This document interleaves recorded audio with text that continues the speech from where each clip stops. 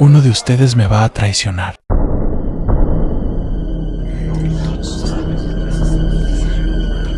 Maestro, ¿acaso soy yo? Tú lo has dicho. Lo que vas a hacer, hazlo pronto.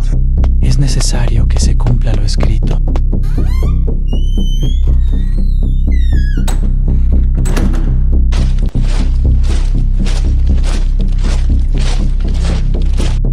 Salve, maestro.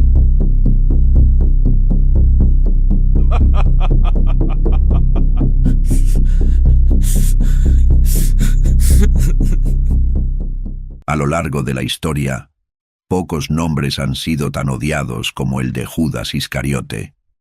Su mención evoca traición, deslealtad y un destino sellado por la desesperación. Fue discípulo de Jesús, testigo de milagros, guardián del dinero, de los apóstoles. Y, sin embargo, pasó a la historia como el traidor por excelencia. Pero, ¿fue Judas un villano consumado? ¿Un hombre dominado por la avaricia y la maldad? ¿O fue una pieza en un plan mayor? ¿Un instrumento del destino que no pudo evitar su papel? Esta es su historia.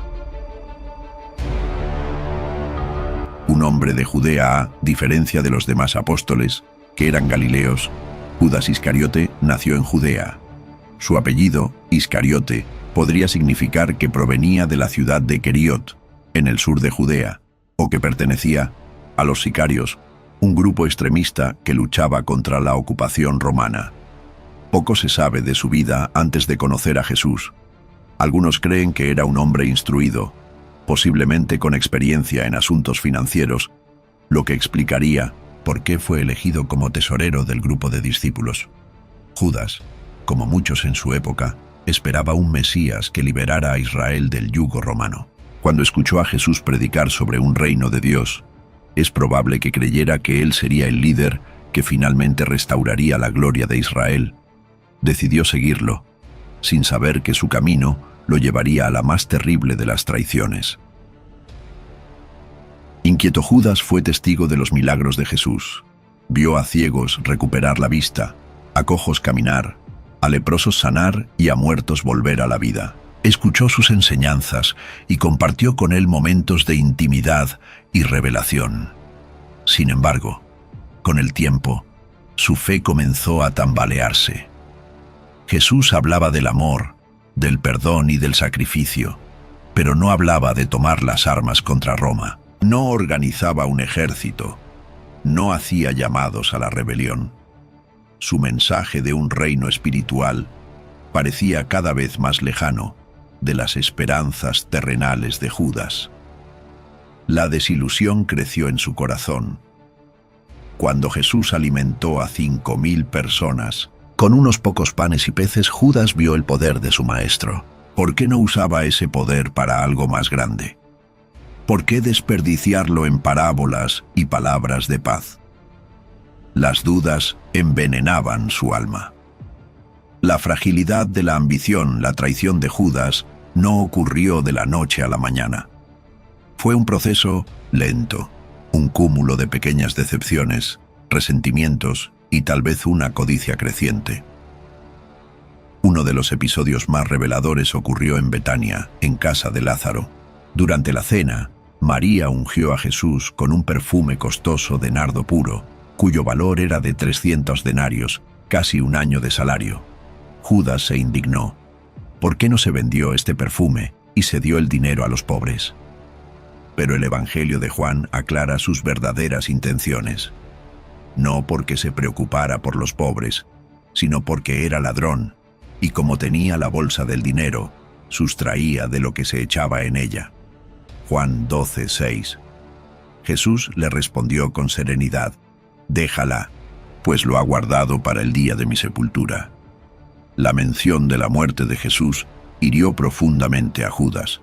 Si su maestro hablaba de morir, entonces todo estaba perdido. Fue en ese momento cuando su decisión se selló. Judas no perdió tiempo. Esa misma noche caminó hasta el templo. donde los sumos sacerdotes planeaban capturar a Jesús sin provocar una revuelta entre el pueblo. Se presentó ante ellos y con frialdad ofreció su traición. ¿Qué me daréis si os lo entrego? Los sacerdotes sonrieron. No podían haber encontrado un aliado más inesperado. Le ofrecieron 30 piezas de plata, el precio de un esclavo según la ley de Moisés. Judas aceptó. Desde ese momento, buscó la oportunidad para entregar a su maestro. El último aviso, la noche de la Pascua, Jesús reunió a sus discípulos para compartir la última cena. Sabía lo que estaba por ocurrir. Durante la comida, habló con solemnidad. Uno de vosotros me entregará. Los discípulos se miraron con asombro. ¿Seré yo, Señor?, preguntó Pedro. ¿Seré yo?, preguntó Juan. Judas también preguntó. ¿Soy yo, maestro? Jesús lo miró y respondió con tristeza. Tú lo has dicho. Según el Evangelio de Juan, en ese momento Satanás entró en Judas. Jesús le entregó un trozo de pan y le dijo: «Lo que vas a hacer, hazlo pronto». Judas se levantó y salió. La traición estaba en marcha.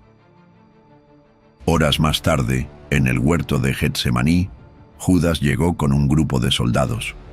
Había acordado con ellos una señal: «Aquel a quien yo bese, ese es. Apresadle y llevadle con seguridad». Se acercó a Jesús fingiendo devoción. «Salve, maestro», y lo besó en la mejilla. Jesús lo miró con tristeza y susurró: «Con un beso entregas al Hijo del Hombre». En ese momento, los soldados apresaron a Jesús. Pedro intentó resistir, pero Jesús detuvo la violencia. Los discípulos huyeron. Judas, sin saberlo, había sellado su destino. Cuando Judas vio que Jesús fue condenado, el peso de su traición lo aplastó. Corrió al templo, arrojó las monedas y gritó: «He pecado entregando sangre inocente». Los sacerdotes se encogieron de hombros. «¿A nosotros qué? Allá tú». Judas salió tambaleándose. La desesperación lo consumía. En un campo cercano, encontró un árbol, ató una soga a su cuello y se ahorcó. Otras versiones dicen que su cuerpo cayó y se abrió en el suelo. El lugar donde murió se llamó Acéldama, el campo de sangre. El Evangelio de Judas, un texto gnóstico del siglo II, sugiere que Jesús pidió a Judas que lo traicionara para cumplir el plan divino. ¿Fue Judas un traidor condenado o una pieza en el destino inevitable? Lo cierto es que su historia sigue viva, como advertencia de que la traición y el remordimiento pueden llevar a la mayor de las desesperaciones. Su beso selló el destino de Cristo, pero también el suyo.